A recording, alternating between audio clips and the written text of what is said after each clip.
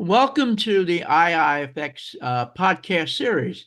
Today, we're going to discuss why sports and entertainment venues and technologies need the Safety Act. Along with my colleague, Jim Mercurio, who's Senior Managing Consultant and, of course, IIFX Distinguished Fellow, we welcome you today. Today's a very important subject to discuss.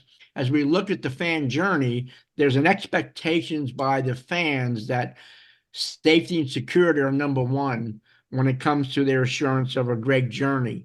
So today we wanted to spend some time with a great panel, by the way, to look at how, and what we talk about really is basically their experiences from the committee standpoint or the panel standpoint, earning a Safety Act designations and certification for their venues and their technologies. But I thought maybe before we even begin, let me give you a kind of a definition from the Department of Homeland Security. Really, what is the Safety Act? So the Safety Act really applies to a wide range of technologies, including products and services and software and other forms of intellectual property that are designed or modified to identify, detect, and deter and respond to or otherwise mitigate the impact of harm arising from the act of terrorism. So protections apply only to claims arising out of, relating to, or resulting from a form of act of terrorism. So this is our discussion today. Jim? Oh, good morning, Lou, and thanks for having me part of this process. I've had the pleasure of working with all the folks that you're going to hear from today, but I'd like to take a moment to introduce to you John Petrone from Petrone Risk. We'll take you through some of the guidelines and in some cases challenges, but for the most part, kind of an outline of how to go through the Safety Act process. I've had the actual pleasure of working with he and his team personally and professionally. So I do want to take the moment and introduce John. And John, take it away. Thanks for being here today. Thank you, Jim. Thank you, Dr. Lou, and thank you, IIFX. The fan journey is everything. Safety and security for the fan is everything. And if we can all make that a little bit better in the things we do, we're doing our job, and we tend to do that through IIFX. So thank you. Safety Act. Everybody knows a little bit about it. Everybody sometimes think they're a little bit of an expert. I know that. I would do it. I think it's too hard. Maybe it doesn't fit for me. Well, I think there's a fit for everybody out there. And it's understanding it. It's knowing what you have to do.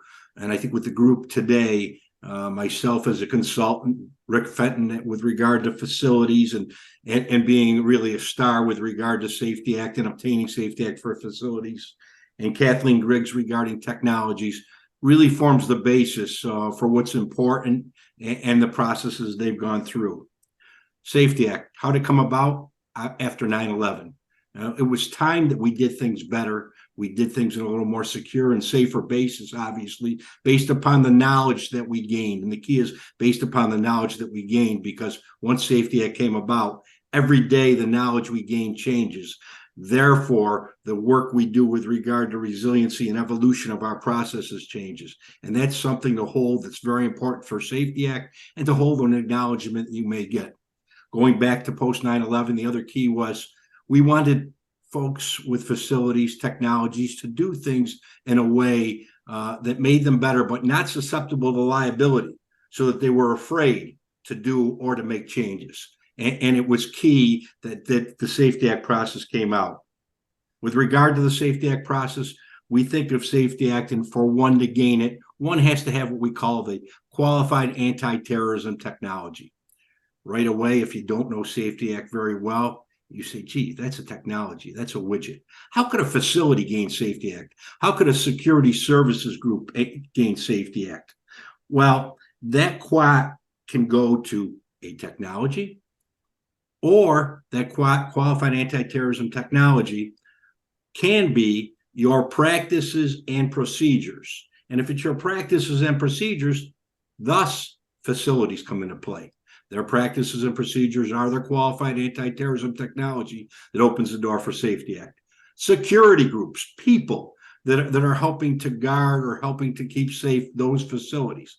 It's their practices and procedures that avail them to Safety Act. And obviously, with regard to technologies, and we think of many different technologies out there from which Safety Act could be gained: access control, camera systems, to name a few. And these are the types of technologies as we move forward. Command center integrations with regard to different technologies at large facilities or smaller facilities, entertainment or sports related, university related, and the list goes on, corporate related. So there's room for each. Now, with regard to Safety Act, if you're a technology, you have to put together documentation that proves certain things in order for you to obtain Safety Act. You got to look and see if does your technology conform to the standards set forth by the seller. They're looking at the development of the technology and how it was developed. Once it was developed, does it perform as it's intended to? What were the quality assurance studies, the third-party studies, the end-user studies? And then lastly, is the technology safe to use as intended? It's out there in the market. There's folks that are using it. There's been incident reporting. We've been able to show, hey, this technology can work and has worked in these type of situations at these type of facilities with regard to these third-party users. These all become important. If you're a security provider, what are your standard operating procedures? What's your vetting and training process? What's your training manual look like? This documentation becomes very important. And if you're a facility, what are your plans and procedures? Your EOPs, emergency operation plans, standard operating procedures, business continuity plans. How are those plans tested? Are there tabletop testing? Is there testing of other items that you have with regard to your practice? In your standard operating procedures, how does your command center and the technologies they have play in? And it becomes the basis for each of these become the basis to obtain a Safety Act or the road to Safety Act. The key is it's not developing this once. Okay, it's not developing it for 1 year and say, oh, okay, I'm going to do my Safety Act application because I just created all these things and I think I'm in a good place. Well, the key with Safety Act, the other key is you learn who you are, who your facility is, who your technology is, who your security team is, because it's not one and done. It's developing over a number of years with regard to each acknowledgement, which I'll talk about in a second as we go through the process. What are the levels of protection? And you've got them in front of you here. Designation or deter give you the same type of protection, and that's a liability cap that's set forth by the Department of Homeland Security when you're applying in this process. That cap, depending if you're a facility or a technology, differs. If it's a facility, let's say maybe it's $50 million in terrorism insurance. What's it mean? If, God forbid, there was a catastrophe, you would not pay more than the limits of liability if you were a designated facility, or if you were a designated technology, or if you were a designated security company. DTED comes into play with regard to time periods. Usually you have to show a 3-year sample set of all the documentation that I just talked about in the different areas to obtain designation. But what if you're a new facility and the new facility's got some great items in place, but they've got no time period? What's going to happen is the Safety Act office is going to come in and they're going to look at DTED coverage for you. And why is that DTED coverage there? Because you don't have a sample set. You can't have a sample set. The interesting things with the new facilities are they may have the greatest technologies in the world, but they've never been tested. So where do you start? You start at that DTED level, and there's a protection there. What happens down the line? Either through a modification, depending on what your designation level is, or through a re-acknowledgement. You look to obtain certification. Why do you look to obtain certification? Because certification gives you the government contractor's defense of absolute and total immunity. I just spoke about a catastrophe that could happen, could be terrorist related, domestic or international. Okay. If you've got certification, there's liability cap is not there. It's the government contractor's defense of absolute and total immunity. I don't know where in the world you can get absolute and total immunity. Thus, we go back to the application process and the processes and the documentation that's necessary. If you're going to get this type of protection for a period of time, and you're going to keep this type of protection. The documentation has to be there. The evolution of the security program has to be there, and it all has to be documented. And we're going to hear in a couple minutes from Rick and Kathleen. And the other thing is, what has to happen is threat vulnerabilities change. They changed from 5-6 years ago. Sometimes they change from yesterday to today. So those threat vulnerabilities come into play and are very important with regard to what you're doing evolution-wise with your program. Additionally is, where is your facility? Where is the technology being used? Is it downtown Manhattan? Is it somewhere in Idaho? Is it in a small town? Is it out in the country? How does it all fit? And those affect your threat vulnerability. I said enough and hopefully given you some good background here, but to actually get into the processes, we've got some great professionals here in Rick and Kathleen. So I'd like to send it to Rick on the facilities end, and then maybe Kathleen on the technology end, and then we'll come back to you. Thanks. Thank you, John. The graph that we just had up showing the various stages, and I think we should start with the pre-application process. And when folks are talking to me and their venues are considering it, we were fortunate in that we got certification for a very old venue, our ballpark where the Detroit Tigers play, and we got certification for a brand new venue, Little Caesars Arena. And so those were two distinct different types of applications, much more difficult to do an old venue versus a new. But where I think you need to start is with the pre-application process. And within the pre-application process, it's your first chance to really engage the Safety Act office, and I'm using the word intentionally, engage. You will find them very, very open to assisting your efforts, in particular to defining what your technology is. And John, in his introduction, showed a variety of different things from services and programs and processes to actual technology. And how you blend that in. Are you interested in event only, or are you interested in non-event and event? Are you interested in 24/7 coverage, or are you focused on just your screening processes? All of those kinds of things could be applications for Safety Act certification. In our case, for the ballpark, it was a comprehensive application for the security program. For the arena, John pointed out having 3 years of background materials to share. So we actually did 2 applications. We did an application for the security design, which we were successful in getting certification. But our security program, because we didn't have the 3 years that John talked about, we actually received designation. And as we move into the renewal process, we're now combining those two from a certification and a designation into one singular application for renewal. And once again, we sat down with the Safety Act and discussed that. I'd like to turn it over to Kathy so she can talk a little bit about how it's different actually doing an application for technology. I'm Kathleen Griggs with Data Buoy. We have a technology which is gunshot detection. Just want to make sure everybody understands that. It is a new technology, and it's not something that everyone is familiar with. And so the application process is intimidating for any technology to go into initially. And I think there's a lot to learn in terms of it's more than just, does your system perform to spec, right? You know, evaluation of performance is only a piece of it. There are a lot of other things that Safety Act looks at and requests information on that you may or may not as a company be prepared to answer. And so I think there's a road to getting there.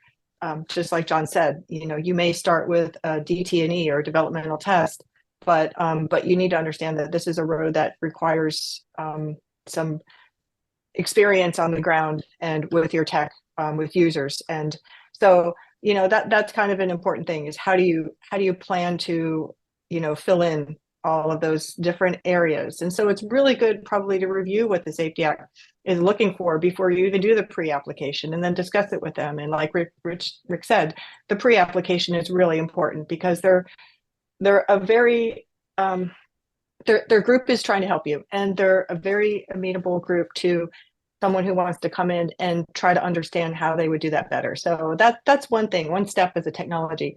As a new technology, there's some challenges, right, to making sure that you as a new technology are something that users are prepared to utilize. And that was one of our tech challenges, is to find a user community or a user that was willing to help us validate, the standard operating procedures that they're asking about, validate the effectiveness. And safe to use is another area that John mentioned. You think, well, that's kind of crazy. Of course, this is not going to hurt anyone. It might not fall off the wall and kill someone, but that's really not what they're talking about. They want to know if that user, when they incorporate that in their existing security practices, does it get absorbed and enhance their effectiveness, or does it cause problems with their program? And so these are all things that you need to work with the user on, and with your with that partner.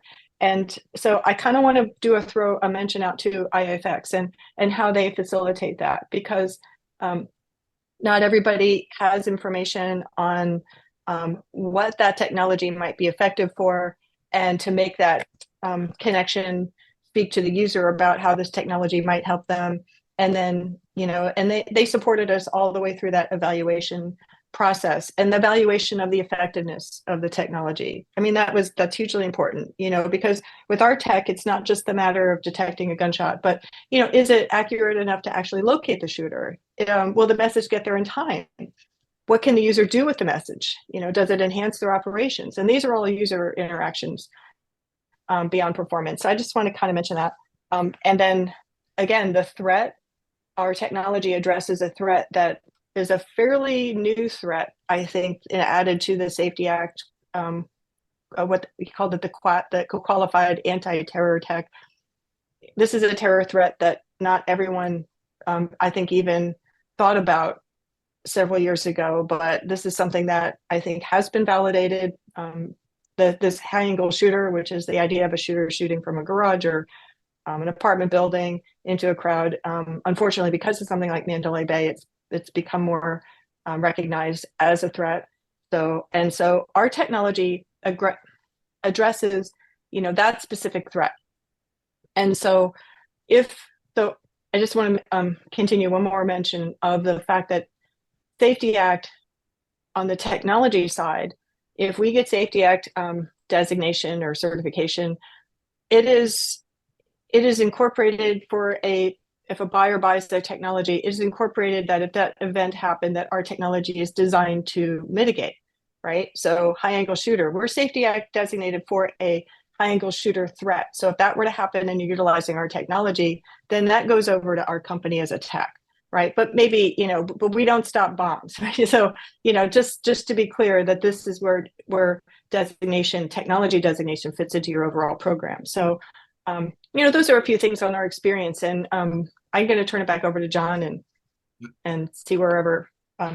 Thanks, Kathleen. I think it's interesting, and we've been talking a little bit about resiliency, and with that comes, okay, I'm Rick Fenton. I got my acknowledgement.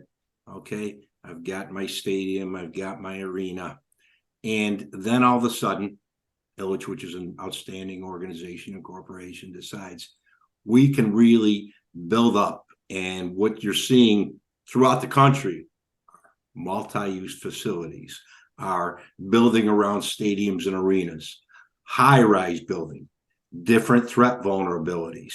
And I kind of like to bring that up and go to Rick again and kind of see how the marriage occurred with regard to Rick's facility and Kathleen's product, and how things change. Whereas when he first went in and did the application, that threat purpose or that threat piece really wasn't there, but changed. So with that, Rick, and maybe Kathleen, you could add to it. Yep. So it's a great lead in. And the reality is, so if we go back to when we submitted the arena application, which was in 2015, the security design was actually put together with a variety of consultants. Dr. Liu actually participated in that. But we worked very, very closely with the FBI, Department of Homeland Security, came up with a lot of protective measures that were state of the art at the time. But John, you touched on this. Time moves, time changes. So as the leagues come in with new standards and new threats are. So maybe 10 years ago, we were talking about terrorist threat, and it was pre-operational surveillance, planned activities. Then we started getting concerned about people renting cars and running people over. Then Vegas happened. And we saw what would happen with high elevation. So as we started looking at new threat streams, the Safety Act Office demanded that we show that the protective measures we put in the arena were still current, but what new technologies? Well, John, you hit it right in the head. Our application actually encompasses the District Detroit, which is the development area around the arena. We're in an urban area with buildings. And so how could we detect elevated shooters from an elevated platform? And we began looking for technology. We were stumbling all over the place. And along came IIFX and said, we've actually identified a vendor that's developed that type of technology. Then it became a partnership between us and Kathleen's company so that we could prove to the Safety Act Office that this new technology that she was developing and got a tremendous amount of brain power in, would do what is supposed to do. And then for us, it solved that elevated platform within our development area. And so it's a wonderful story between IIFX identifying a technology and us partnering with Kathleen to work with the Safety Act to not only get her designation application through, but actually to renew our certification application. So it's a wonderful story of blending the three interests into one successful application. So Kathy, jump in there, go ahead. I think it is. So these are questions that we would not be able to answer on the Safety Act application. It is very much involves, it definitely involves the user. It involves you telling Safety Act Office, what is the threat that your technology mitigates? What is the evidence that it is a terror threat? What is the evidence that a user can utilize your technology, and they're looking for evidence. They're looking for evidence that requires user involvement, right? So the users are really part of that application. So we don't have, and when you get to designation, you need to have users that not only have you had your system out there in the field for multiple years, so you can demonstrate the performance, you can demonstrate effectiveness. So we've demonstrated effectiveness measures in with our other deployments, but they're not necessarily deployments that have that critical terror threat like an arena. That's like what Rick Fenton's group is looking at. So we have, so that you don't have to focus on one user for all of the metrics that they're looking for, right? You can combine your product experience in all of these different places to just demonstrate the performance, how messages get through, how the response is handled. And now when you go to that user that has that terror threat, you have that part of it, that behind it, then that user validates that experience. And so that's where we found we had a lot of, it was a different collection of evidence cases, but you need to provide proof for every one of their questions. And so if you don't have that and you need to go out and get it, you need to have, specific third parties that are willing to evaluate your performance. And we had a nice, clean way to do that with Rick's group. They had the FBI range test for us so that we can cleanly demonstrate these are the metrics. And so they did a lot of facilitating as we integrated it into their system. So having a user that has that kind of experience in, let's just say that they're seeking Safety Act. So they're on top of these things, and that makes it a lot easier for us to integrate our tech into that group. And I think, John, one of the interesting parts of the conversation was they asked Kathy and us exactly that. Why do you need that? And so I said, well, you provided Safety Act to the NFL, to NBA, and Major League Baseball, and every one of their best practices says there's a threat stream out there called active shooter and elevated shooter. And I have these 25 DHS intelligence bulletins that say I should be concerned about an elevated shooter. Well, the minute we said that, then they're like, okay, we agree. Now, how are you going to test it? And to Kathy's credit, that's when we engaged the FBI. But it was like we had a document. Why did we think that we needed it? which I thought was obvious, but it was okay. We showed them the documents from the leagues and the bulletins. And then Kathy was willing to get together with the FBI and actually engage them in testing. So it was a wonderful marriage between a technology and a venue and actually the Safety Act office. So, and Jim, I know you've gone through that yourself when you were doing stuff at Levi. So, Yeah, Jim, In can I fact, ask your thoughts? I have, Rick, but you being the, shall we call you the grandfather or the, well, maybe we'll say the godfather are you bold?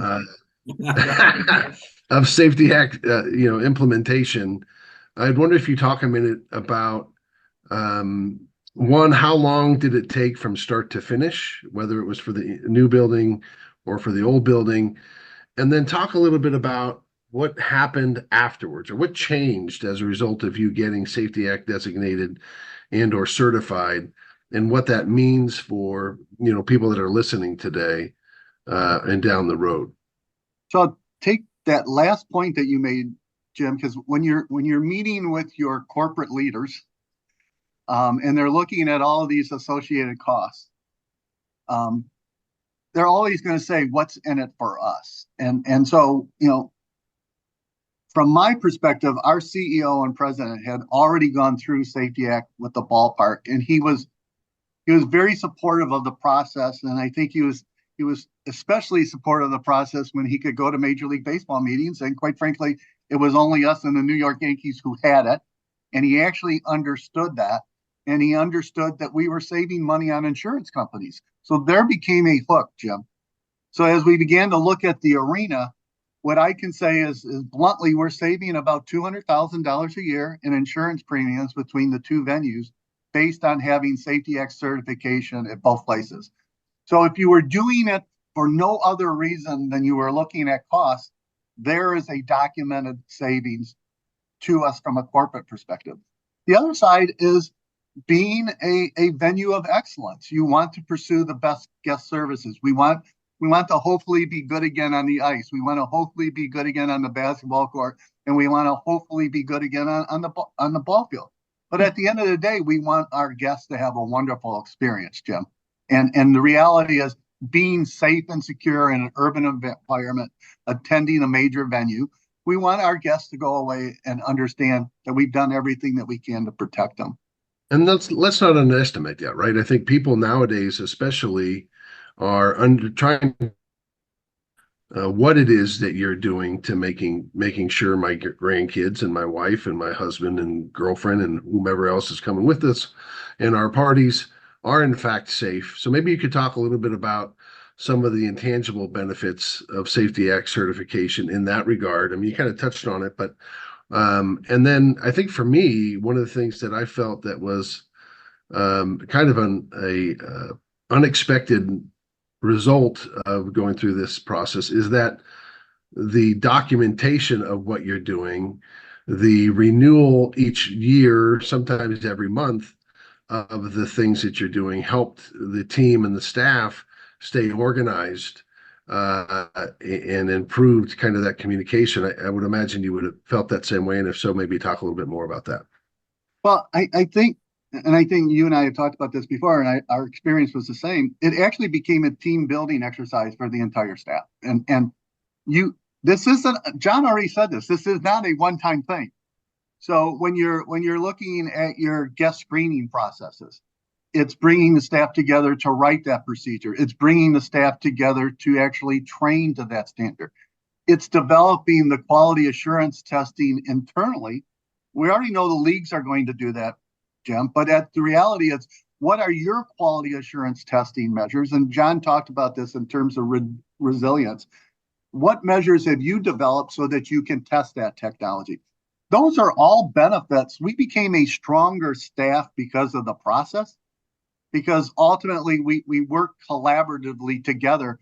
It wasn't the Rick Benton show. It was a variety of folks from operations, guest services, and security coming together for a common purpose. And it remains that way because it's the only way that you can stay current, Jim. Yeah, I couldn't agree with you more, Rick. I think the one challenge that I still see out there is that there is a little bit of a drop off or a letdown sometimes once you get Safety Act designation or certification, and you don't pay attention to the following year. You normally get it for what, 5 years, and what I would say is, resist saying we don't have to do anything for the next 4 years until renewal, right? And I think that sometimes could set in. But maintaining that level of certification and designation, can you talk about the differences between certification and designation versus recertification, right? So when you get designated, is it a 5-year process? How do you get recertified? When do you start recertifying? And what is the difference between that and certification and getting recertified? The names designation and certification can sometimes be confusing to people. So maybe you can kind of clear that up for the audience. So what I would say is we have been fortunate that we started out with 5-year certifications and we started out with a 5-year designation, but that has changed. And John, I'm sure will weigh in here in a second. And you will see a lot coming out now that are 3-year. And that's because the Safety Act office itself is actually looking at these applications with a great deal more detail. And so the recertification process, in my mind, and John, please jump in here, starts the day that you get the award. If you don't go at it with that perspective, you're not going to be successful in the renewal process. The renewal process for the ballpark was decidedly different, Jim, and thanks for throwing that out, than the arena. So the ballpark was showing continuous improvement, addressing new threats, and how have your processes changed. And we were able to document continuous improvement over the last 5 years. Interesting enough, the arena application became very much different. We renewed the security design in May of 2023. The Safety Act office came to us the next day and said, you are going to be renewing your security program next year. Would you consider moving those together? Well, now it became a little bit of a negotiation, Jim, and whether you're using a great firm like Patron Risk, or you're using Pillsbury Law, which we use, and Brian Finch in the boats, it became a discussion of what is that application going to look at. And I think what we need to say to the folks that are listening is it's not a one-way road with the Safety Act office. It's an open engagement, and it's a collaborative kind of a process. And so we literally sat down and said, well, we would want to transition from designation to certification. There's a whole set of questions that are different with a certification application than a designation application. That's a technical thing that John can get into. But then what is this going to look at? And to be candid, what is going to be that certification period? Are you going to give me a combined one for 3 years, but I could have gone 5 years with the security design and I would have been farther along? That all became a consideration in terms of the ongoing discussion with them, all of which we worked out, and we'll be submitting that application at the end of this month. So all good questions, Jim. I think if I can add to that, you got the you've gotten the acknowledgement, whether it be certification or designation, and you're sitting there and say, we did it. And as Rick said, it starts the next day. And I think the key is having a group, if it's not inside, you're not doing it inside, that can work with you, that is not only Safety Act expertise, not only has Safety Act expertise, but there's an emergency preparedness expertise, so that they can work with you consistently to make sure that your documents are where they should be, and the documents are put together, and the threats that are changing are being addressed, and yearly basis, the things that have to be done are being done.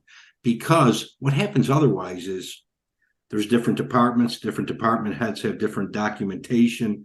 That documentation or that department head leaves and another department head comes in, and maybe there's not that consistency or cohesiveness. What we do and what we've done at our firm is we've developed a technology that we use with our clientele. And I know that maybe Rick can talk on a little bit, that he's piloting now with MLB, so as to not only help the organizations work with regard to the development of their Safety Act process, and as they go through the reapplication process, but also helps them in working with the league to provide the documentation it has to provide on a yearly basis pursuant to best practices, and make sure the folks that have to do those things are lined out to do those things, and there's knowledge, well, this wasn't completed, there's a 15-day warning, or we did this but in a different way, or the threat has changed, we see something in best practices changed, we have to do this a little bit differently. So I've hit it on a general piece. Maybe Rick, you could add to it. Well, Jim, you touched on this. It's like, what's the difference between getting it and the renewal process? And so I'll use the ballpark because we're working with John's firm and Major League Baseball to develop this. But essentially, that application initially was 25,000 pages. When it was renewed, it was up around 30,000 pages. And when you're looking at that over a 5-year certification period, it's like, where the hell do I store all of these documents? How do I hit the milestones to make sure that I'm doing certain things at certain steps? And we were doing that in a very clumsy way through a spreadsheet process. Bluntly, John came along doing some work with Major League Baseball, and we sat down with Major League Baseball and John's firm and said, do you have a system that, A, we can report stuff to Major League Baseball, like self-audits and things like that, and B, what would it look like? Because now Major League Baseball is mandating that all the clubs, Jim, pursue Safety Act. And John's like, well, we actually have a database that does this. And so we entered into a pilot agreement with John's firm and Major League Baseball, because in our case, we do have 2 certifications that are in the shelf. And so now we're literally piloting this program that allows us to actually report documents to the league, but at the same time creating a database for our renewal process that we never had before. So it's actually been once again, it's been a win-win. John is a Major League Baseball vendor, but us as, quite frankly, somebody who's going to use that product and being a Major League Baseball venue. So.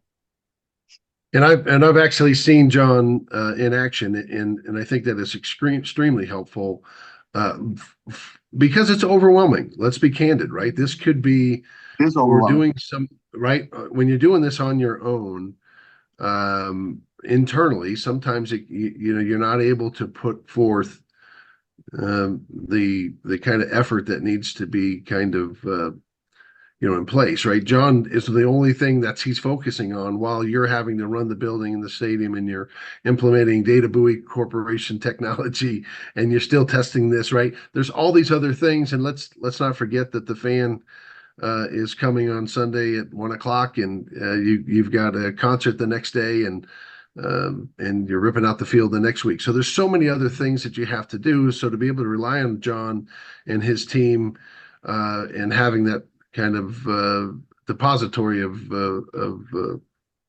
sorts, I think is quite helpful. So yeah, congratulations on the 2 of you, because I think you've been, well, it's not even you think, you've been a leader in this industry for several years, and it's great to see you guys come together and make this hopefully easier for everybody else that's looking to do it. Let me ask Rick and Kathleen, how can IIFX help in the future, Kathleen, for technologies that are looking for the Safety Act, for venues, Rick, that are looking for Safety Act assistance? How can we help?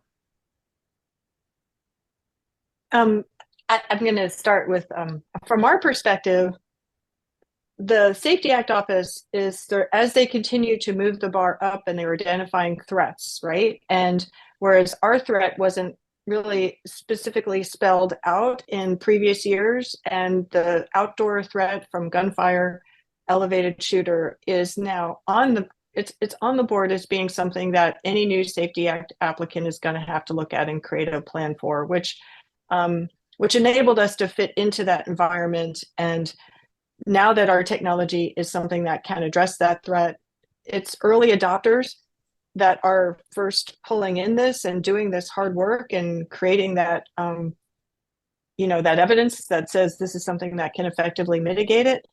And I think as the Safety Act is evolving, I think how the sports and entertainment world responds to that threat and how they're going to answer that is something that IIFX has been doing, and that's how we got into this so fast. I noticed that on the Safety Act applicant list, if you go onto the website, you can see it's heavily there's a lot of sports and entertainment venues that are in that Safety Act certification process, probably more than a lot of other industries. I don't see a lot of amusement parks or malls or anything like this, but they could all be following the lead here. But you guys are really at the in lead position, and so the more you define and the better you define the details around the specification, how our system addresses it, the easier it gets for everybody, right? Because it's all about creating those definitions. And we were going to talk about this. I know we mentioned this early on, but as a technology, one of the hardest parts of this application is defining your system, right? What are the boundaries of your system? How do you integrate that system effectively? And they're just looking for ways to define the problem and define the effectiveness. And I think IIFX is really putting the lead in there on that. That's how I think you guys are helping. But Rick, I'll turn it over to you. And I'll answer it a little bit different, Lou. So, and I think Jim would agree with me. And I look at this list of participants on this podcast. I don't have enough time in a day to take calls from all of the vendors that call me on the phone, or quite frankly, send me something through the mail. I don't have enough time in a day to do that. So an organization like IIFX, through your consulting side of the picture here, is really a great feeder, if you will, to a venue like ours, where you're looking at the different technologies and you're developing white papers, and you're looking at that critically. And you've got people like Jim Mercurio, who ran a major venue for longer than I've been involved in this. So I may be the old guy, but Jim's been involved in this business longer than I have. But at the end of the day, he's looking at that technology as he would if he was back in the day where he's running that venue. And then he can come to me with a high degree, quite frankly, of credibility and say, so Rick, this is a new video management system that I think does X. You might want to be one of those venues that signs up to take a look at this. That's how we came across Kathy. If Kathy would have called me, I'm just going to be blunt, I probably wouldn't have returned the call. And yet she became the solution, Lou. But the reality is that you guys pre-vetted that. You knew what I was looking for. And so I have trust in what you guys are all about. And so the reality it was, Rick, take a look at this. And it was worth my time. And then once I could focus on that, then it was like, you're right. This is something that I need to jump into.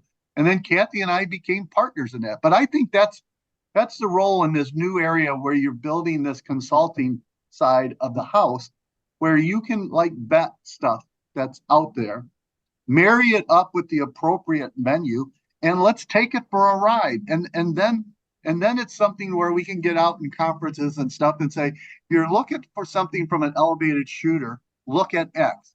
It's shot point. If you're looking for a video management system, look at B. It's this. And I think that's the critical role that you guys could play, Lou. It's a perfect segue, candidly, Rick, and thank you for the kind words. I think what we're trying to do is just that. We recognize that as venue operators, your time is valued, and you only have enough time to really focus on, a bird's eye view sometimes. And so sometimes we do things in-house, sometimes we outsource. And I think, it used to be that outsource was kind of a bad word, right? People never, oh no, you do that, they're not going to be as engaging. They're not going to understand our customer. They're not going to understand, our team and our as much. They're not going to be as dedicated. And I think that's where you'll find the folks that we're looking to try to bring to the table through this consultancy, an opportunity to accelerate that time and that value for you as we go through this journey. And, Lou and I have been talking about this here on and off for the past year or so, about how we can improve fan and facility safety through the eyes of experts that we can bring to the table, including John and Kathleen and yourself and others that are a part of IIFX. But there is a plethora of technology companies. There are a number of companies that quite frankly, are having that same issue you talked about, and that is just to get their foot in the door.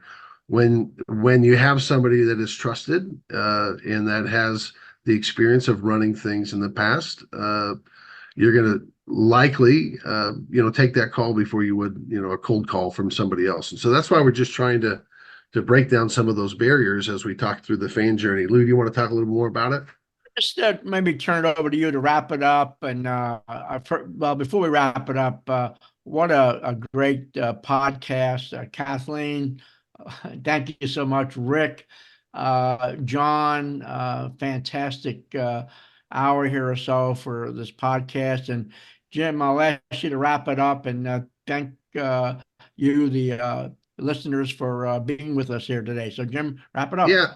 Well, thank you. Listen, I think first and foremost, this is when we talk about safety and safety being first, it's just one of those things that in the industry, we just don't want to, we'll never compromise it, right? It's got to be something that is almost not even talked about as from the standpoint that it's something that's off the table. It is just understood that everybody is expecting when they come into these venues to be safe and want to know what you're doing.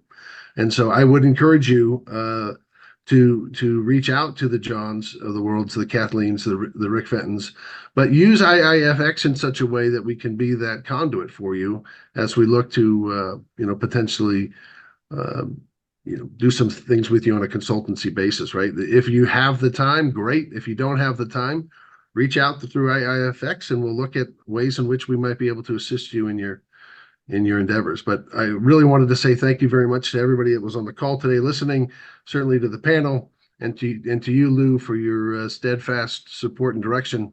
We'll leave it at that. Have a great weekend, everybody, and enjoy the Super Bowl that's coming up. Go Niners. Thank you. Thank you.